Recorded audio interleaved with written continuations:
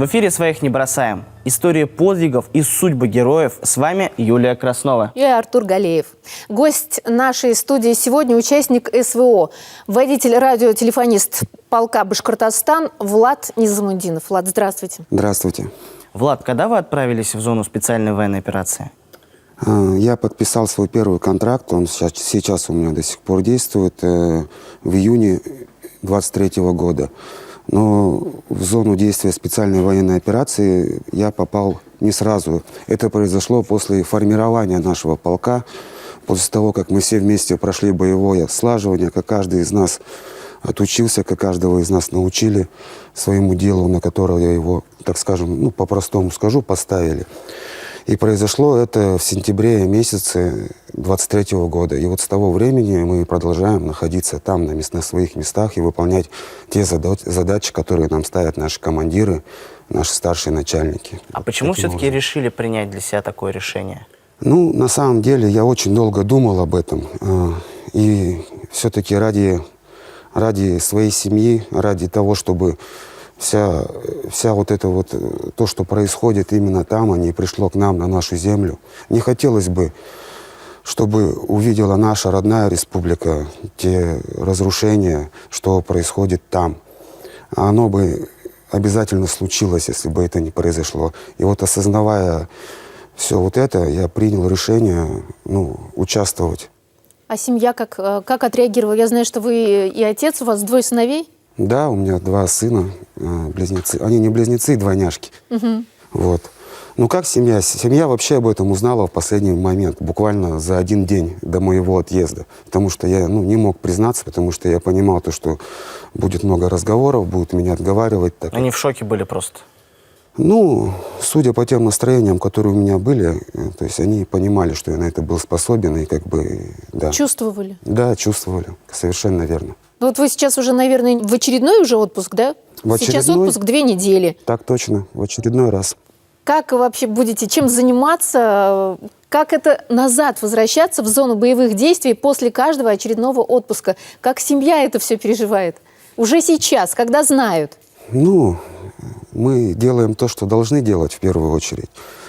Чувства, они уходят уже на второй уровень. Естественно, дети переживают, они хотят, чтобы я максимально больше проводил времени с ними сейчас, пока я здесь нахожусь, что я, естественно, и делаю. То есть да, переживают, расстраиваются. А куда деваться? Оно как есть, так есть, все идет своим чередом. А родители ваши как отреагировали? Родители нормально. У меня бабушка, нанайка, получается. Они живут в город Сатка, Челябинской области. Так нанайка сказала вообще, раз так надо, значит, он должен был туда пойти. То есть очень так спокойно к этому отреагировала. Потому что они жители того времени еще, они все это видели своими глазами. И она мне много рассказывала раз одну и ту же историю про своего отца. То есть это мой прадед, получается, который воевал до 1944 года, получил тяжелое ранение, лишился четверти легкого, но после этого смог вернуться домой и еще, как сказать, заделать еще 13 детей. То есть у нее братьев и сестер. То есть, наверное, на фоне этого она и отнеслась ваш ко всему пример для спокойно. подражания. Ваша мотивация в том числе, наверное, это и подвиги наших предков? Конечно. Я с самого детства история — это один из любимых моих предметов в школе, поэтому я все прекрасно понимал, и который раз происходит, так скажем, это противостояние на этой земле, и с кем мы боремся сейчас, и что мы не должны допустить. То есть все это я прекрасно осознаю и понимаю. У Влада внутри кровь течет победителей. Я думаю, что мы страна победителей. Конечно, раз еще и дед воевал, тяжелое ранение получил, не потерял себя, и 13 детей — это огромное, поколение. А расскажите, пожалуйста, а что входит в ваши обязанности в зоне специальной военной операции? Так как я являюсь радиотелефонистом, водителем ремонтной роты, скажу основные обязанности нашего подразделения, чем мы занимаемся. То есть основная наша задача — это восстановление восстановление и ремонт подбитой и поврежденной техники. То есть что бронетанковой, что автомобильной техники. Обеспечивать надежной работой той самой техники, тех же самых танкистов, чтобы они могли спокойно на подготовленном транспорте выполнять непосредственно боевые задачи. Вот таким вот образом. Еще входит в одну из обязанностей это эвакуация подбитой техники с поля боя, с поврежденной. То есть доставляем ее до места восстановления. Есть у нас ребята, которые способны и делали это, восстанавливают там повреждения, ставят в строй машины, боевые машины, которые находятся там, и они опять же возвращаются в строй и к выполнению боевых задач своих. То есть, ну вот, это, так скажем, основное, то, что мы должны делать. А так очень много всего разного, то, что я пока просто не могу рассказать. А вот вы сказали, что вы вытаскиваете нашу технику, да, чините ее. А удавалось ли вам взять технику противника, починить, например, и отправить помогать уже на нашей стороне?